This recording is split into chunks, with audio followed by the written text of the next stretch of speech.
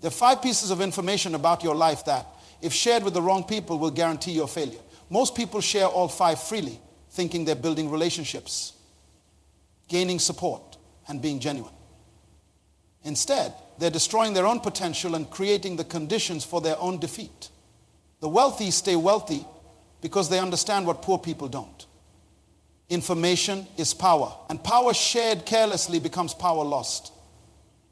Your transparency isn't making you trustworthy, it's making you a target. Every word you speak without strategy is a step away from the success you claim you want. There was a brilliant architect named Thomas who had spent 3 years designing what he believed would revolutionize urban living. His concept was a self-sustaining residential complex that could generate its own energy, purify its own water, and produce food for its residents. Thomas had worked nights and weekends, pouring his heart, soul, and savings into detailed blueprints, environmental calculations, and financial projections. This wasn't just a building design, this was his legacy. His contribution to solving humanity's housing crisis. One evening, over dinner with his colleague James, someone he had known for over a decade, Thomas couldn't contain his excitement anymore. He pulled out his laptop and began sharing his revolutionary design. James listened intently, asked thoughtful questions, and even offered suggestions. Thomas felt validated, supported, and energized by the conversation. He went home that night feeling like he had found his accountability partner, someone who truly understood his vision. 6 months later, Thomas opened a trade magazine to find his exact design staring back at him. The headline read, "Innovative architect James Mitchell wins International Award for Revolutionary Sustainable Housing Design."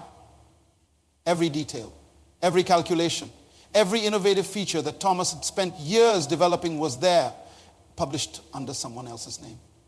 James had taken Thomas's trust, his openness, his willingness to share, and transformed it into his own success story. This story isn't unique. It happens every single day in boardrooms, coffee shops, and casual conversations around the world. The moment you speak your dreams into existence before the wrong person, you give away your power. You hand over your competitive advantage. You transform your secret weapon into common knowledge. The dreams are like seeds planted in fertile soil. When you plant a seed, you don't dig it up every day to show your neighbors how it's growing. You don't invite everyone over to examine the roots or debate whether it will bloom. You protect that seed. You water it in private. You nurture it in silence. You allow it to develop strength beneath the surface before it breaks through the ground for the world to see. But what do most people do with their dreams? They treat them like entertainment. They share them at parties as conversation starters. They post them on social media for likes and comments. They turn their most precious visions into casual dinner topics. And then they wonder why their dreams never manifest, why their energy feels depleted, why their motivation disappears. Here's what happens when you share your unformed dreams. You invite opinions before you have conviction. You open yourself to doubt when you need faith. You expose your vulnerability when you need strength. Every person who hears your dream will filter it through their own limitations, their own fears, their own understanding of what's possible. And slowly, without realizing it, their limitations become your reality. I once knew a woman named Elena who had an idea for a mobile application that would help small business owners manage their finances more effectively. She was passionate about it, had identified a real market need, and was ready to invest her time and money into making it happen. But instead of quietly building her prototype, she shared her idea at a networking event, explaining her concept to anyone who would listen. Within weeks, Elena found herself surrounded by well-meaning advice. "That's been tried before," said one person. "The market is too competitive," warned another. "You don't have the technical background," suggested a third. Each conversation chipped away at her confidence. Each opinion planted seeds of doubt. 6 months later, Elena had talked herself out of her own dream, convinced that it wasn't viable, wasn't unique, wasn't worth pursuing. Meanwhile, across town, someone who had overheard Elena's presentation at that networking event was quietly building the exact same application. They didn't share their progress. They didn't seek validation. They didn't invite opinions. They simply executed. Today, that application generates millions in revenue. And Elena is still working her corporate job, wondering what might have been. The most successful people understand that dreams shared prematurely lose their power. When you keep your vision close to your chest, something magical happens. The energy that would have been dissipated through talking gets channeled into action. The focus that would have been scattered through outside opinions becomes laser sharp. The confidence that would have been shaken by doubt remains unshakable. This doesn't mean you should never share your dreams with anyone. It means you must be strategic about when, how, and with whom you share them. Share them with mentors who have achieved what you're trying to achieve. Share them with partners who are committed to helping you succeed. Share them with advisors who have something to gain from your success. But never share them for validation, for entertainment, or because you're excited and want to tell someone. Your dreams deserve better than casual conversation. They deserve protection, nurturing, and strategic development. They deserve to be treated like the precious assets they are. Because in a world where information travels faster than wisdom, where ideas can be stolen with a screenshot, and where your biggest opportunity can become someone else's breakthrough, the person who learns to keep their mouth shut about their dreams is the person who actually achieves them. Remember this: the most dangerous person in any room is not the one who talks the most, but the one who listens the most while revealing the least. They're gathering intelligence while you're giving away your competitive advantage. They're building their strategy while you're exposing yours. They're positioning themselves to win while you're positioning yourself to lose. Your dreams are not conversation starters. They are not entertainment. They are not validation tools. They are your future. And your future deserves to be protected until it becomes your present reality. Now, protecting your dreams is just the beginning. The second thing you must never share carelessly is your personal struggles and vulnerabilities. Because the moment you expose your weaknesses to the wrong person, you hand them the exact ammunition they need to destroy you when it serves their purpose. There was a successful businessman named Robert who built a thriving construction company from nothing for 15 years. He had been the picture of success in his community. Beautiful home, luxury cars, respect from his peers. But behind the scenes, Robert was facing the biggest challenge of his career. A major project had fallen through. Contractors weren't paying their bills on time. And cash flow had become a serious problem. The stress was eating him alive. One afternoon, Robert met his longtime friend Michael for lunch. They had known each other since college, had been in each other's weddings, had shared countless conversations over the years. Robert felt the weight of carrying his burden alone. And in a moment of vulnerability, he opened up completely. He told Michael about the failed project, the cash flow problems, the sleepless nights, even the fact that he might have to sell one of his properties to stay afloat. Michael listened with apparent sympathy, offered words of encouragement, and assured Robert that things would turn around. Robert left that lunch feeling lighter, grateful to have such a supportive friend who understood his situation. 3 months later, Robert was bidding on the biggest contract of his career, a project that would solve all his financial problems and set his company up for the next decade. The competition was fierce, but Robert felt confident. His proposal was solid, his reputation was strong, and his pricing was competitive. Then came the meeting with the selection committee. The committee chairman, someone Robert had never met before, began asking very specific questions. Questions about Robert's recent project failures. Questions about his company's cash flow. Questions about whether he might be forced to sell assets during the project. Every detail that Robert had shared with Michael in confidence was somehow known to this committee.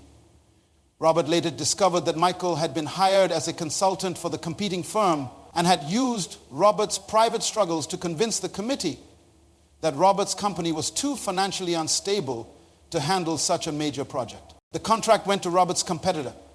Michael's consulting fee was substantial, And Robert learned a lesson that changed how he operated forever.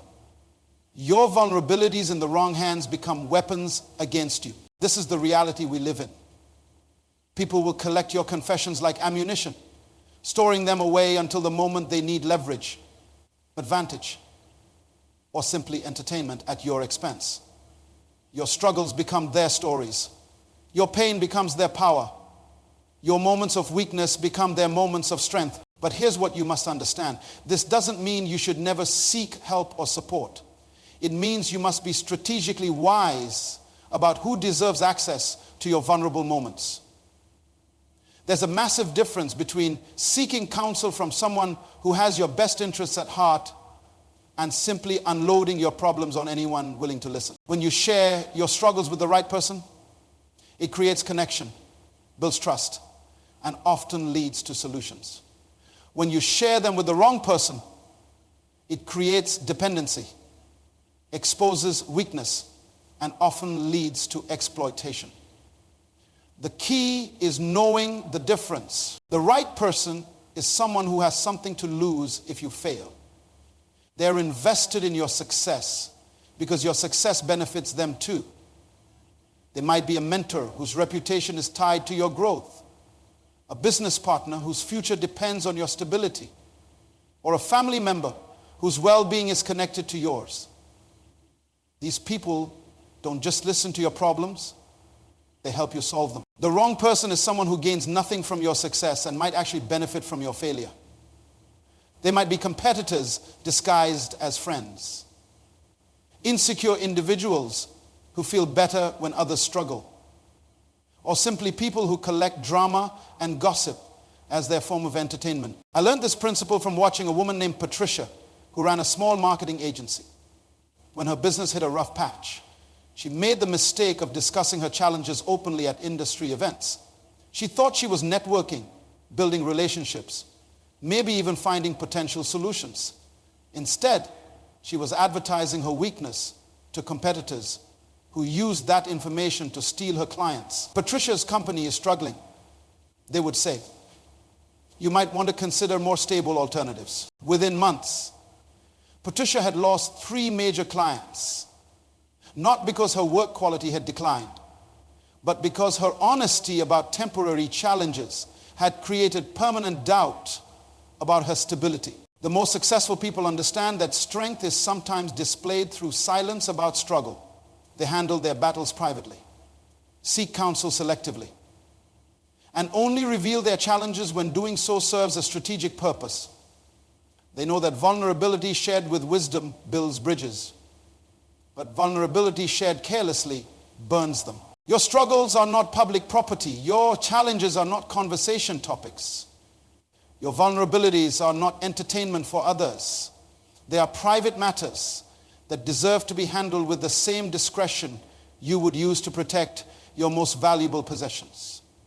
Because in many ways, that's exactly what they are. The third thing that must remain sacred in your vault of silence is your family problems and private matters. Because when you expose your family's struggles to the outside world, you don't just damage yourself, you damage everyone you claim to love. There was a woman named Janet who was going through a difficult period in her marriage. She and her husband were attending counseling, working through some communication issues that had built up over their 12 years together. Nothing unusual, nothing dramatic, just the normal challenges that come with building a life with another person. But Janet felt overwhelmed and isolated. So she began confiding in her neighbor, Rebecca, during their morning walks. At first, it seemed harmless. Rebecca was a good listener, offered supportive comments, and Janet felt relieved to have someone who understood her situation. Week after week, Janet shared more details. The arguments she and her husband had, the counseling sessions, her frustrations, her doubts, her husband's habits that annoyed her, even intimate details about their relationship that should have remained between them. Rebecca listened to everything with apparent sympathy and understanding. But what Janet didn't know was that Rebecca was also sharing these conversations with other neighbors, adding her own commentary and interpretations. Did you know Janet and her husband are having serious problems? became the opening line of countless conversations throughout their neighborhood. Within months, Jeanette's private marriage struggles had become public entertainment. Her children began hearing whispers at school. "Is it true your parents are getting divorced?" other kids would ask. Her husband started noticing strange looks from neighbors who knew intimate details about their relationship that he had never shared. The family's reputation in the community shifted from being seen as stable and successful to being viewed as troubled and dysfunctional. The most devastating part was when Janet and her husband finally worked through their issues and their marriage became stronger than ever, but the damage to their family's reputation was permanent. The gossip had taken on a life of its own. Years later, people still looked at them differently, still whispered about their problems, still treated them as if they were on the verge of falling apart. Janet had learned a painful truth. Your family's problems, shared carelessly, become your family's permanent public record. Here's what happens when you expose your family matters to the wrong people. First, you lose control of the narrative. Your private situation becomes filtered through other people's perspectives, biases, and interpretations. What might be a normal disagreement becomes serious marital problems. What might be a temporary challenge becomes ongoing family dysfunction. Second, you damage the trust within your own family. When your spouse discovers that intimate details of your relationship are neighborhood gossip. When your children learn that their private struggles are public knowledge. When your family realizes that their safe space has been violated, the damage to those relationships can be irreparable. Third, you create a reputation that follows your family for years, sometimes decades. Communities have long memories, especially when it comes to drama and dysfunction. Your family's temporary challenges become their permanent identity in the minds of others. The most successful families understand that privacy is protection. They handle their challenges internally, seek professional help when needed, and only involve outsiders who are qualified and committed to helping them succeed. They know that every family has struggles, but wise families keep those struggles within the family circle. Your marriage is not entertainment for your friends. Your children's challenges are not conversation topics for your social gatherings. Your family's financial struggles, health issues, or relationship dynamics are not material for your social media posts or neighborhood gossip sessions. When you protect your family's privacy, you protect their dignity, their reputation, and their future. You create a safe space where real healing can happen, where authentic growth can occur, and where love can flourish without the pressure of public scrutiny. Remember this: families that heal together in private become stronger together in public. But families that become public entertainment rarely heal at all. The fourth thing you must guard with your life is your financial situation. Money information is the most dangerous intelligence you can give away because it instantly changes how every person in your life views you, treats you, and relates to you. But let me tell you about a man named David who won a state lottery jackpot worth $2 million. David was a hardworking mechanic who had played the same numbers for years. And when his moment finally came, he was overwhelmed with joy and gratitude. The first thing he did was call his family. The second thing he did was tell his friends. The third thing he did was post about it on social media. Within a week, everyone in his community knew that David had become a millionaire overnight. At first, the attention felt wonderful. People congratulated him, treated him like a celebrity, and invited him to parties he had never been welcome at before. David felt popular, important, and loved. But then something strange began to happen. His relationship started changing in ways he never expected. His brother, who hadn't spoken to him in 3 years, suddenly wanted to reconnect and had a business opportunity that required a $50,000 investment. His sister remembered that David had promised to help her buy a house someday, and now seemed like the perfect time. His co-workers started making jokes about how David should pick up the check every time they went out, since he was the rich guy now. Friends began measuring their relationships with David by what he was willing to spend on them. If he didn't offer to pay for dinner, they felt insulted. If he didn't lend money when asked, they felt betrayed. If he bought something nice for himself, they felt entitled to question his priorities. Why are you buying a new car when your friend needs help with rent? Became a common theme. David found himself in an impossible situation. Every conversation became about money. Every relationship became a transaction. Every decision was scrutinized through the lens of his wealth. People stopped seeing David the person and only saw David the bank account. Within 2 years, David had lost most of his friends, damaged his family relationships, and spent nearly half his winnings on other people's problems and expectations. The most heartbreaking part was that David realized his money hadn't made him happier, it had made him lonelier. He had traded his authentic relationships for transactional ones. He had exchanged genuine connections for artificial attention. He had given up his privacy for popularity that wasn't real. Here's what happens when people know your financial situation. They start treating you according to their perception of your wealth, not your character. If they think you have money, they expect you to spend it on them. If they think you don't have money, they either pity you or dismiss you. Either way. The relationship becomes about your bank account instead of your humanity. The wealthiest people understand this principle completely. They live modestly, speak carefully about money, and never reveal their true financial position to anyone who doesn't absolutely need to know. They understand that money attracts the wrong kind of attention and repels the right kind of relationship. Your financial situation is between you and your banker, period. Not your friends, not your family members who aren't directly involved in your financial decisions, not your co-workers, and definitely not your social media followers. The moment you make your wealth public knowledge, you become a target for manipulation, expectation, and resentment. Keep your money private. Keep your income confidential. Keep your investments secret. Keep your financial struggles to yourself.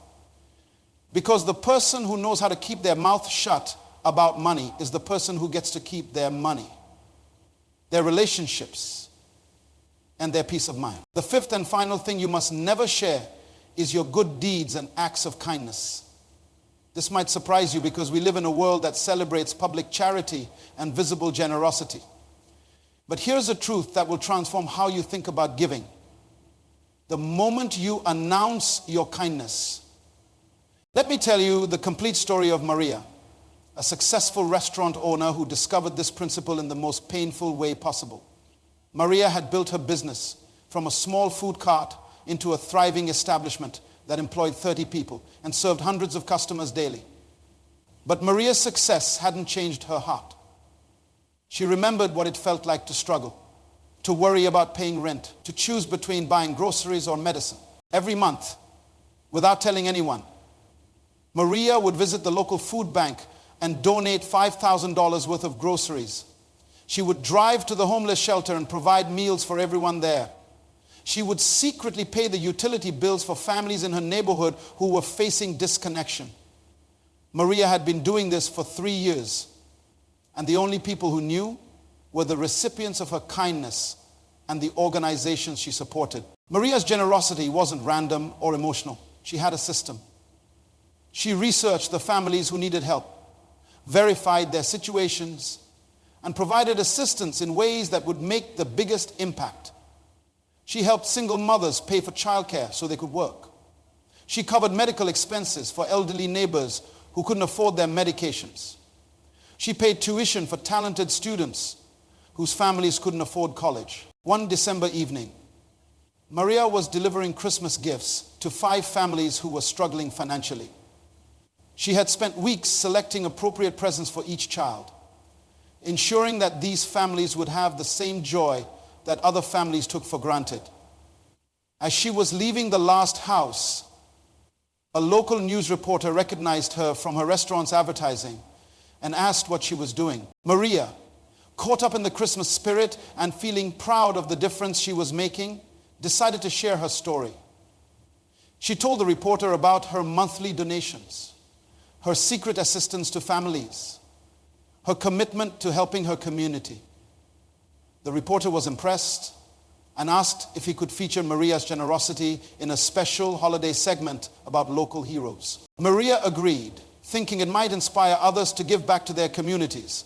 The story aired 3 days later, presenting Maria as the secret angel of generosity who had been quietly helping hundreds of people for years.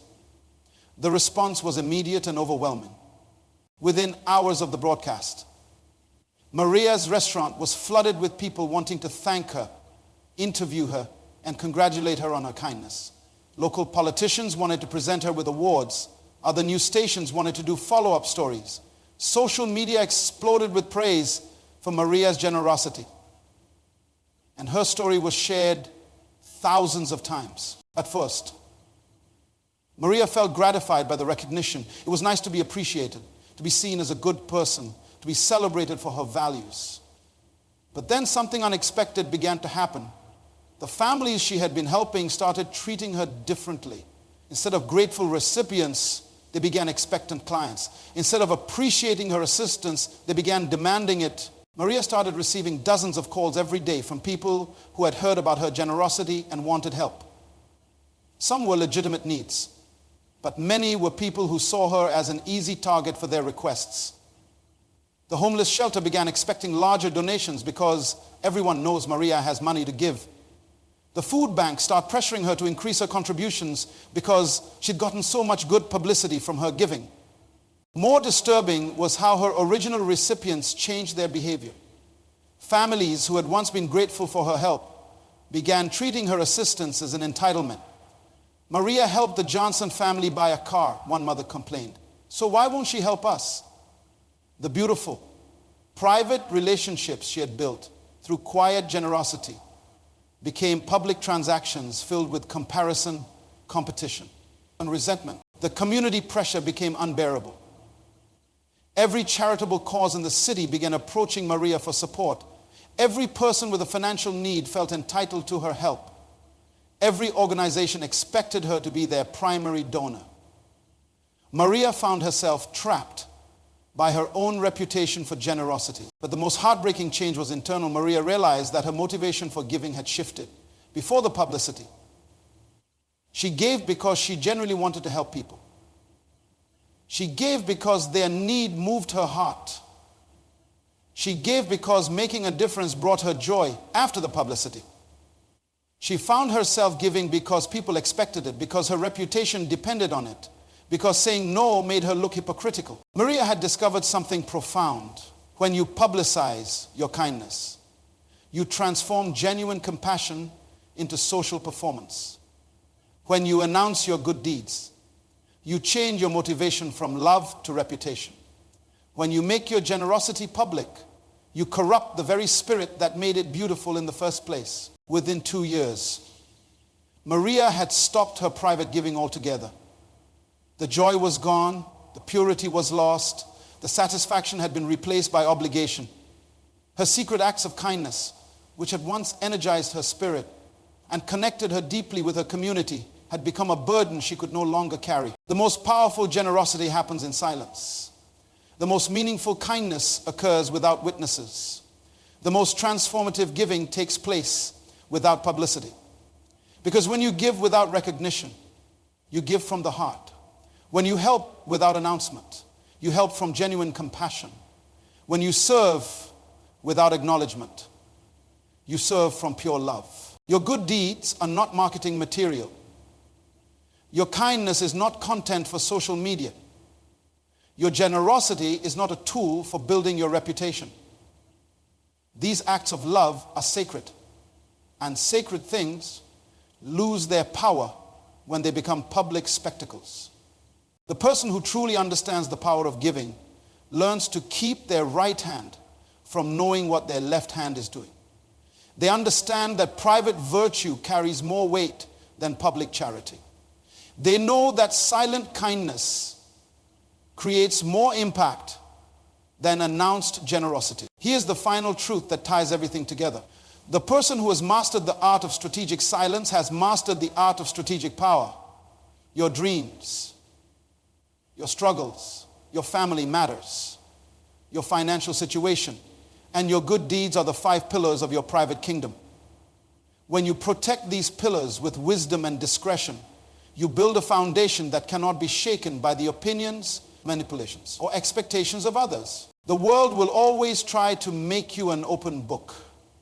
But books that are open to everyone are read by everyone and owned by no one. Be a mystery. Be selective.